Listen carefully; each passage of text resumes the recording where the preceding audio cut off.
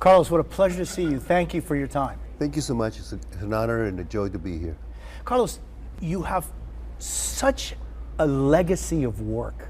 When I look at this extraordinary body of work of yours, it's so deep and so varied and so profound. How is it that Carlos Santana starts? Beginning, middle, and end, up ahead, is grace and personal effort. You know, it's always for me, it's about energy and frequency. You know, it's the sound, frequency, resonance, and vibration. That is our language. Carlos, you know, when you first hear, or anytime you hear Thelonious Monk or Coltrane, they have their own unique language. And when you hear one note from Carlos Santana, it doesn't matter if you're playing blues or global music, it's just you have your own unique language. How did you find that language? I'm still trying to figure it out, you know. You're born with it. Authenticity, uniqueness, individuality, everyone has it, but a lot of people don't get it out. You have to learn how to get it out of yourself. I bring you back to 1969 with maybe the largest love-in many ways, right? Yeah. Woodstock. Mm-hmm. What is it that Woodstock meant to you, and what do you think you meant to Woodstock? Woodstock meant that we were more powerful than the presidents and the popes. The hippies just wanted to have a good time and not hurt anybody. And people were really upset. How dare them freaking hippies dance naked in the rain, you know, in the mud? What's wrong with them? You know, people were really upset at us, you know. And I was like, wow, you know, why are they so threatened by our freedom? What I learned from Woodstock is that we are capable to accept our totality as one. We are capable to embrace unity and harmony. You know, there was no fights. We share whatever we had. Granola, we share it, you know. And it's probably the best celebration I ever been to, you know. Nothing compares to Woodstock. I think it was the profound purpose of it that it makes Woodstock just a little bit different, you know, than the other concerts. You have given us hundreds of songs, including just songs that for many people are almost like the soundtrack of their lives in different times. And I'm just thinking, what are some of the songs that you feel have been the most impactful for you? I Love Supreme, John Coltrane.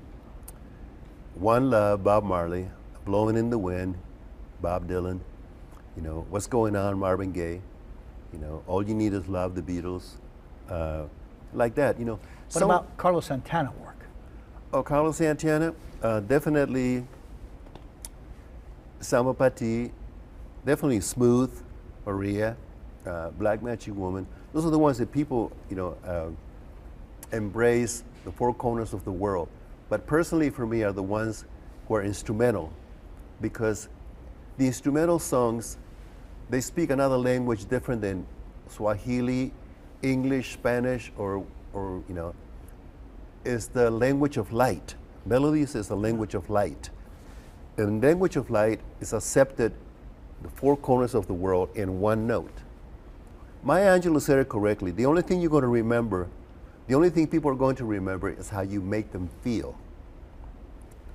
So if you can make people feel like they are worthy of their own divinity,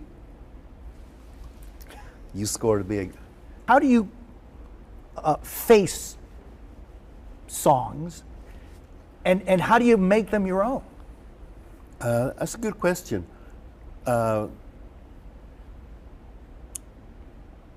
Grace again, personal effort, and I tried for a long time to sound like people that I love, like Otis Rush and B.B. King, and I used to lock myself in a closet in the dark and play and say, you know, maybe, and the harder I tried, the more I sounded like me. So I said, you know what? I guess you're supposed to sound like yourself. Shut up and stop sounding like everybody else. God gave you your sound for a reason. Honor it and have fun with it. So I learned, from my mother, I learned from my dad about 100%. My mother is conviction. My father is charisma, and also the way he sang a song. My father was like Clark Gable. When he sang, women were just like, oh, Don Jose, whatever. And my mom was like, but there was something about my dad. They had this irresistible charisma, I think I got that from him. How do, Carlos, you go from Jalisco with your father being a wonderful violin player in mariachi and singing? How do you go from that to being a giver of world music? I came from Outland to Tijuana, from Tijuana to San Francisco because of my mother, Josefina. My heart and my ears were open to what they used to call música tropical, which at that time was Lobwin Melon, Eddie Palmieri, Tito Puente, Ray Barreto. And I started realizing, even back then, that all of them came from African music. I learned so much when I went to Africa. I went to Africa in Ghana in 1971. You were able to bring all of those elements together and make it uniquely yours. I'm just wondering, how'd you do that? For me, it was natural normal to integrate. My favorite bands is AC/DC, Rage Against the Machine, Metallica. I like music that has a lot of energy. I'm an energy guy, but I also love the underneath music, like Miles Davis playing a ballad, Somehow the whole blending of the balance is beautiful. It's not easy, but for me it is, to play with Gloria Estefan or people from the Rolling Stones or this, because I wake up to compliment, not to compete or compare. That's the key, I wake up to roll up my sleeves and I hear something that's like compliment. We're right now celebrating the 25th anniversary of Supernatural. Wow. That recording sounds as fresh and as vibrant and as alive as the day it came out. What do you remember about? Eventually everybody started calling me, including Prince, and a lot of artists would start calling me, because the album hit such a it was like an explosion, was right up there with Michael Jackson, Thriller, and the Eagles' greatest hits. It's quite a phenomena, that's the word. In Florida, just recently, at the beginning of this tour that you're currently on, I got the privilege of seeing you again. And I was equally as moved by your music and by your light as I was 51 years ago. How, Carlos, do you explain your transcendence through time and space? You have to surrender every day. You have to surrender. You have to have the willingness to surrender. I woke up the other morning and I saw a quote that somebody sent me about John Coltrane, and he said the same thing. He says, I must wake up people to remember that life is meaningful and we're all meaningful.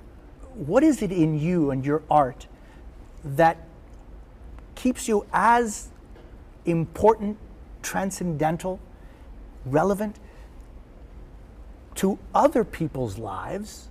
Thank you. What is it, do you think? It's a thrive. It's an energy that is a perfect balance of spirituality and sensuality, And so I have this dream about doing a global tour. I want to promote global music, to bring what the hippies used to do, the love-ins, the colors, the patchouli oil, the good music, people not being afraid to join together, I don't see too many love-ins anymore in the parks. I think we need to bring that back. How can music unite? Melody. Melody is the two arms that embraces all of humanity, and to believing that we are one family, one body. Yeah.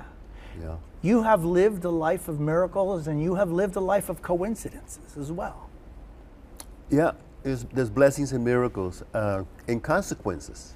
And see, that's what this whole interview is about for me.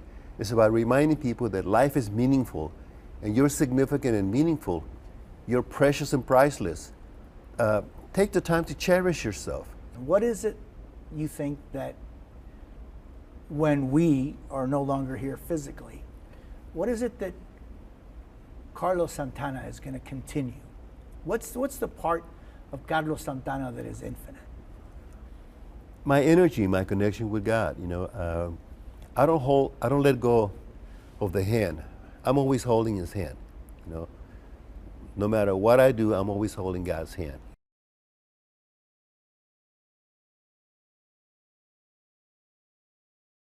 Nightly Films is sponsored by Pfizer.